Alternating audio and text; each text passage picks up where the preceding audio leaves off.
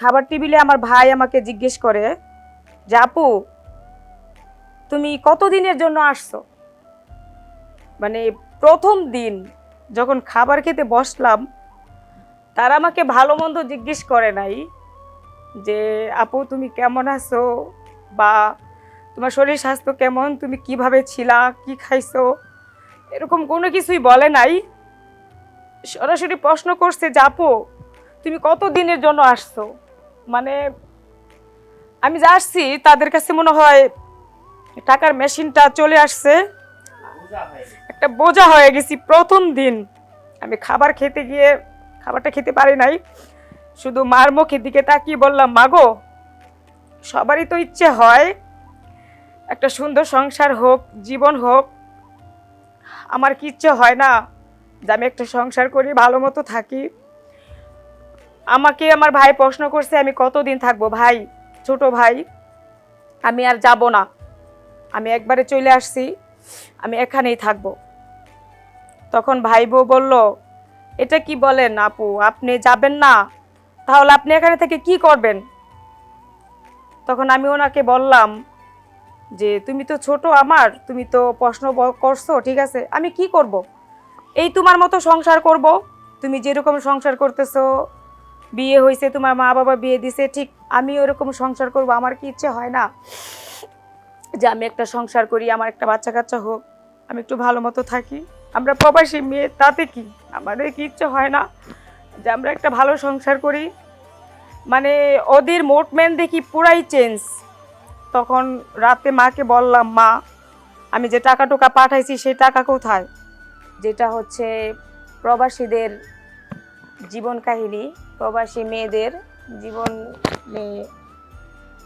কি আছে না আছে সে ব্যাপারে। আসলে আমাদের চিন্তাধারা মাঝে মাঝে এতটা ভুল হয় যে কি বলবো। প্রবাসে থাকা মানেই যে খারাপ এরকম কোনো কিছু না।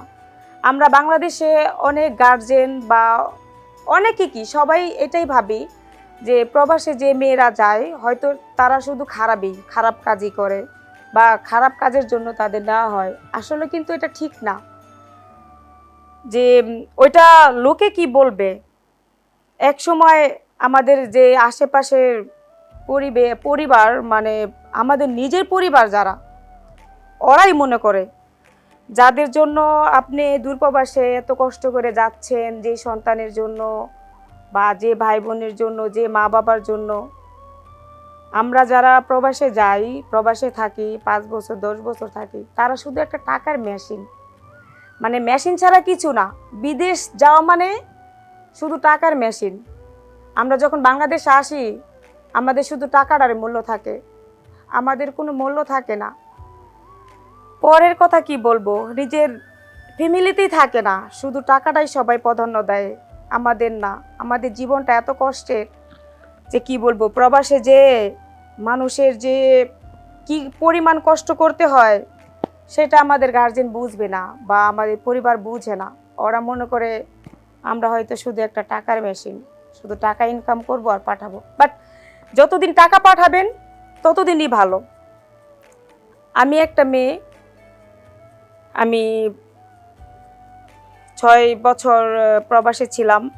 6 বছর পর মানে আমি যখন বাংলাদেশে আসি, 6 বছরের মধ্যে আমার এক ভাই ছিল, ছোট ভাই, ওকে রেখে গেছিলাম প্রায় 10 থেকে 12 বছর হবে মিনিমাম, এরকমই হবে। 6 বছর পরে যখন আসি ও বিয়ে করে, বাচ্চা কাচ্চা হয় না, মানে দাম্পত্য জীবন আর কি। 7-8 মাস হয় বিয়ে করে, অল্প বয়সে বিয়ে করছে, একা একা বিয়ে করছে। তো আমার বাবা ছিল না, আমার মা ছিল। আমি যত টাকা ইনকাম করতাম প্রতি মাসে শুধু নিজের হাত খরচটা রেখে সমস্ত টাকা আমার মার কাছে, আমার ভাইয়ের কাছে পাঠিয়ে দিতাম। আমার ভাইটাকে মানুষ করলাম, করার পর আমার মাকে দিলাম।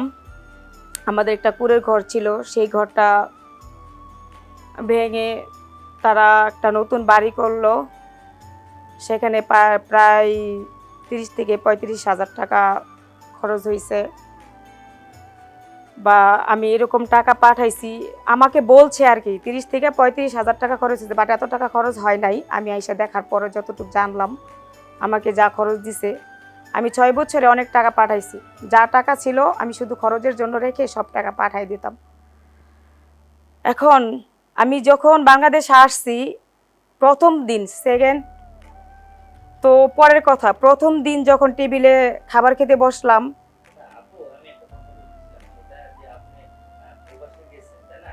জি, প্রবাসে মানে কি কাজ করতে গেছিলেন? প্রবাসে আমি একটা মনে করেন যে গার্মেন্টস অপারেটর জরাঙে ছিলাম 6 বছর। আর যারা মনে করে যে এই যে জরাঙে এই যে গার্মেন্টস অপারেটর, এটা কিন্তু অনেক ভালো।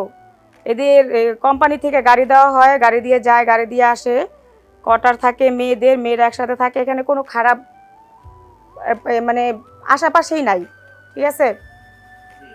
এখন আমরা যত কষ্ট করি আমাদের ফ্যামিলি কি বোঝে জানি না, বুঝে কি না। কারণ এটা হচ্ছে আমার আমার জীবন কাহিনী, আমি যেটা বলতাছি এটা কারণ এটা অবাস্তব না, এটা বাস্তব একদম।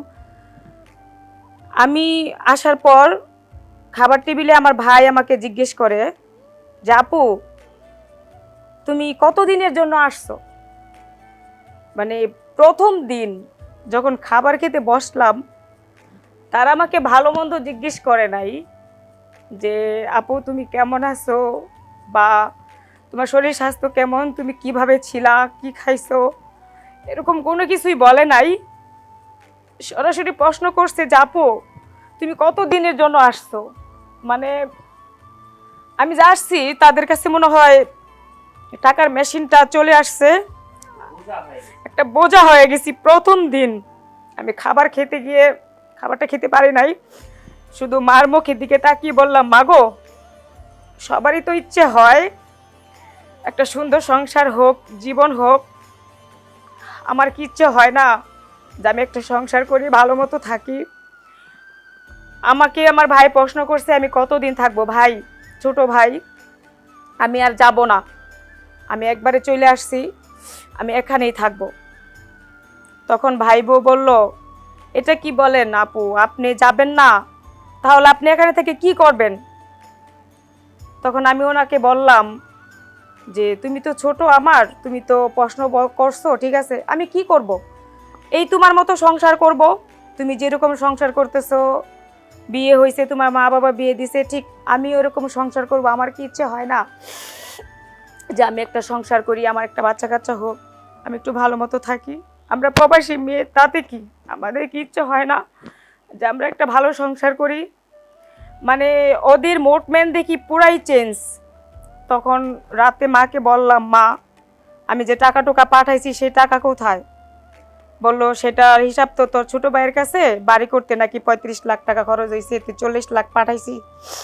ঠিক আছে 40 লাখ পাঠাইছি, তাইলে 35 লাখ আর 5 লাখ কোথায়। কই সেটা আমার ওষুধ খাওয়া, মানে আমার হিসাব দিল যে আমার কোনো টাকাই নাই। এখন বাড়িটা আসলে আমার না আমার ভাইয়ের সেটাও আমি জানি না। তখন আমি জিজ্ঞেস করলাম মানে এটা কি করলাম আমার সাথে, মানে আমার ইনকামের টাকা কোথায়, আমি যে তোমাদের টাকা পাঠাইলাম, ভাই মানুষ হলো, আমি আসতে না আসতে আমার যে এই ধরনের প্রশ্ন করলা, এটা কি। তখন ওরা কিছু বলো না, মা বলো তুই চুপ থাক, তুই কিছু বলিস না, তোর কোনো সমস্যা হবে না, আমি যতদিন বেঁচে আছি তোর অধিকার বা তোর হক, তোর টাকা যতটুকু আছে আমি যেভাবেই হোক তোকে আদায় করে দিব, তুই নিয়ে চিল্লাচিল্লি করিস না, ঠিক আছে। করলাম না, থাকলাম। আমাদের পাশের গ্রামে একটা মাতবর চাচা ছিল, চাচাটা খুব ভালো ছিল। একদিন হাঁটতে গিয়ে ওনার সাথে দেখা হলো, তো চাচা বলল কি ব্যাপার সীমা, তুমি আর কি প্রবাসে যাবা না। তখন চাচাকে বললাম যে না চাচা, আমি এবার আর যাব না, বাংলাদেশ